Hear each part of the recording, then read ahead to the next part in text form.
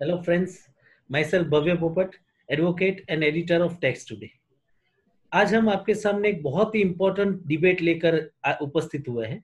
ये डिबेट का टॉपिक है 7 मार्च 2019 को जो नोटिफिकेशन इश्यू करके 40 लाख तक लिमिट कर देने के जो समाचार आपके सामने आ रहे हैं, उसके बारे में आपको डिटेल्स जानना बहुत जरूरी है। तो आज हमारे टैक्स एक्सपर्ट्स के साथ हम आपको वो नोटिफिकेशन की बहुत ही इम्पोर्टेंट डिटेल्स आपके साथ शेयर कर रहे हैं।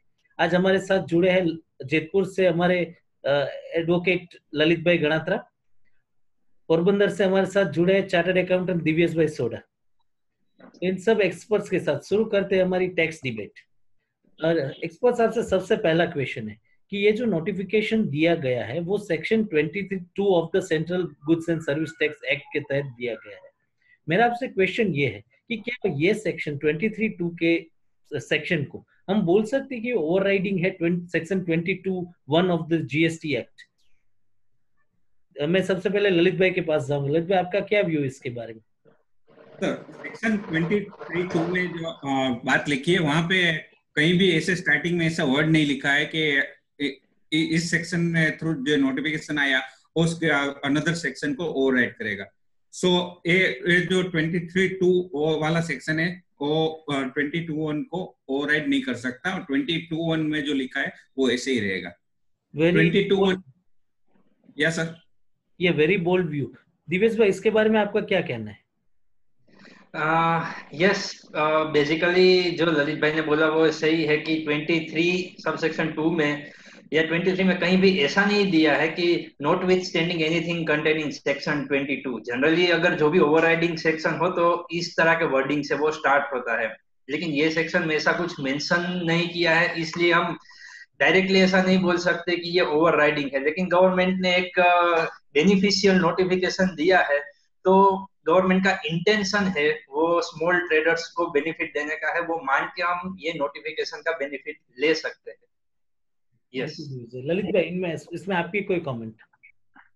सर, ये जो 23(2) वाला है वो अब जो नया रजिस्ट्रेशन है उसको ही लागू होगा, ऐसा मेरा मानना है। जो एग्जिस्टिंग है उसको अभी भी 20 लाख वाला ही लिमिट लागू होता है, क्योंकि ये इसमें कहीं भी ए मैटर नहीं लिखा है, इसमें सिर्फ रजिस्ट्रेशन वाला ही सब वर्ड यूज किया गया है। वो कैंसलेशन का जो मैटर है वो उस 22(1) में फॉलो होता है और 22(1) का लिमिट अभी भी 20 लाख ही है। सो आई विल से कि अभी जो नोटिफिकेशन का प्लान है अगर हम करें तो ये 40 लाख सिर्फ नए वाले को ही लागू पड़ता है। ललित भाई का भी बहुत ही बोल रहे, और हम सब इसमें एक बात मानते हैं कि अगर अच्छी तरह से ये नोटिफिकेशन के ऊपर भी थोड़े क्लैरिफिकेशन गवर्नमेंट को लेकर आने चाहिए, वरना तब तक हम कैंसिल नहीं करवा सकते। और हमें ये जो लिमिट्स 40 लाख की गिननी है वो सिर्फ नए रजिस्ट्रेशन से गिननी चाहिए, ऐसा हम तीनों का व्यू इसमें जा रहा है। Thank you friends. Now we are moving on to our next question. और ये क्वेश्चन है कि क्या दिवेश भाई, क्या छोटी से छोटी सर्विस प्रोवाइड करने से आपको ये नोटिफिकेशन का लाभ नहीं मिलेगा?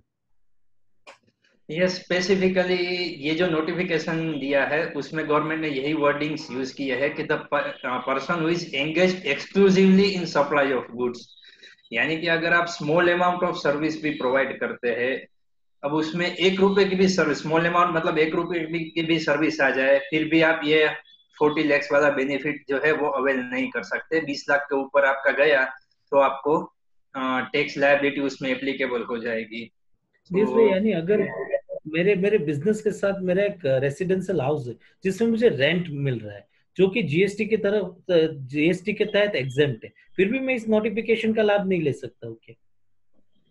यस, नहीं ले सकते, क्योंकि जो जैसे आपने रेंट का बोला, रेसिडेंशियल हाउस का रेंट, तो वो एग्जेम्प्ट है, उसके ऊपर जीएसटी एप्लीकेबल नहीं है। लेकिन जो एग्रीगेट टर्नओवर की डेफिनेशन है वो टर्नओवर के लिए उसमें ऐड हो जाएगा, तो वो आपकी सर्विस ही गिनी जाएगी। इसलिए once it is falling under the definition of service GST के अंतर्गत, तो फिर आपको ये 40 लाख वाला बेनिफिट नहीं मिलेगा। थैंक यू दिव्येश भाई। Now move on to Lalit भाई गणातर। ललित भाई, बताइए कौन से और लोग हैं जो इस नोटिफिकेशन के तहत बेनिफिट्स नहीं ले सकते? सर, सेक्शन 24 में जिसको कंपलसरी रजिस्ट्रेशन लेना है उसको ये नोटिफिकेशन 40 लाख का वो बेनिफिट नहीं ले सकते।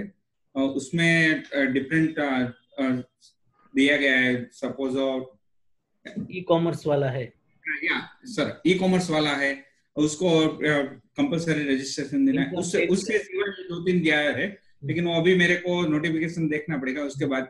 और उसके सिवा इस नोटिफिकेशन में स्पेसिफिकली दिया गया है, अगर वो आइस बनाता है और बेचता है, दोनों बनाता है और बेचता है, आइस, आइसक्रीम, पान मसाला, टोबैको, तो इन सभी में आपको कंपलसरी 20 लाख का ही लिमिट ध्यान में रखना है। इसको 40 लाख अलाउड नहीं है। Edible ice, exactly, very important clarification made. बहुत सारे डीलर्स ऐसा सोच रहे हैं कि सिर्फ मैन्युफैक्चरर्स इन गुड्स के ही लायबल बनेंगे 20 लाख की लिमिट्स के लिए। तो फ्रेंड्स, ट्रेडर और मैन्युफैक्चरर दोनों इसमें लायबल बन जाएंगे और उनके लिए पुरानी लिमिट 20 लाख की कंटिन्यू रहेगी। ये जानना बहुत ही जरूरी है।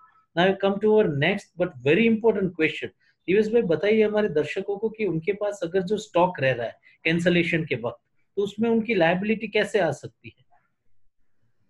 जैसे हमने पहले ही डिस्कस किया कि ये नोटिफिकेशन इतना क्लियर नहीं है कि आप जो एग्जिस्टिंग रजिस्टर्ड पर्सन है वो कैंसलेशन अवेल कर सकते हैं 40 लाख के बेनिफिट के लिए। लेकिन फिर भी अगर कोई कैंसलेशन के लिए जाता है, अप्लाई करता है, इन दैट सिचुएशन उनके पास जो भी स्टॉक पड़ा है, उस स्टॉक में जो भी आईटीसी है या तो उसका मार्केट वैल्यू स्टॉक का है, उसके ऊपर जो जीएसटी अमाउंट होता है, विच एवर इज हायर, वो उसकी टैक्स लायबिलिटी बनेगी और उसको भरनी पड़ेगी वो tax. That may be a very big liability. Lalit भाई, इसमें आपके फाइनल कमेंट्स? जी सर, उसको किसी भी व्यापारी को या टैक्स कंसल्टेंट को नंबर कैंसिल करवाने में बहुत जल्दी नहीं दिखाना चाहिए, क्योंकि उसको पहले उसका बैलेंस शीट, ट्रेडिंग अकाउंट उसको देखना चाहिए कि उसमें कोई स्टॉक तो नहीं है ना। अगर स्टॉक है और उसको नंबर कैंसिल कर दिया तो स्टॉक की पूरी लायबिलिटी उसको पे करने की आएगी स्टॉक पे, और जो जिस रेट पे वो कमोडिटी फॉल होता है। यानी सर, अगर 10 लाख का स्टॉक उनके पास है और अगर वो कमोडिटी 18% में आती है तो 1,80,000 रुपए में भरना पड़ेगा क्या? Yes, definitely.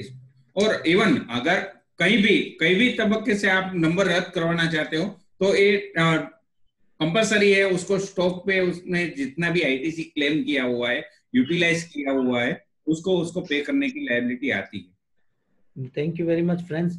फ्रेंड्स, हमारी सभी दर्शकों से, सभी रजिस्टर्ड पर्सन और उनके टैक्स एडवोकेट्स, चार्टर्ड अकाउंटेंट्स और प्रैक्टिशनर से गुजारिश है कि पहले आप ये नोटिफिकेशन बहुत ही शांति से पढ़ें। अगर आपके व्यापारी इसमें पढ़ते हैं, उसका स्पेसिफिक कोई एग्जेम्पशन नहीं है, तभी आप कैंसलेशन के लिए सोचें। और उसके ऊपर भी आपको स्टॉक देखना बहुत जरूरी है। अगर स्टॉक देखे बिना आपने कैंसलेशन एप्लीकेशन कर दी तो बहुत बड़ी लायबिलिटी आपकी हो सकती है टैक्स भरने की। Friends, we also request that government should come out with a conclusion and a clarification on this notification कि क्या ये notification जो रजिस्टर्ड डीलर ऑलरेडी है उन पर लागू होगा या सिर्फ जो नए डीलर्स रजिस्टर्ड करवाना चाहते हैं उनके लिए applicable. We are very much thankful to all our viewers of tax today. हम लोग आपको रिक्वेस्ट करेंगे कि अगर आपको ये चैनल हमारा पसंद है तो उसको सब्सक्राइब जरूर करें, और अगर ये वीडियो आपको अच्छा लगा हो तो इससे आपके फ्रेंड्स में शेयर जरूर करें। मैं ललित भाई और दिवेश भाई का आभारी हूँ इस वीडियो में शामिल होने के लिए। Thank you very much.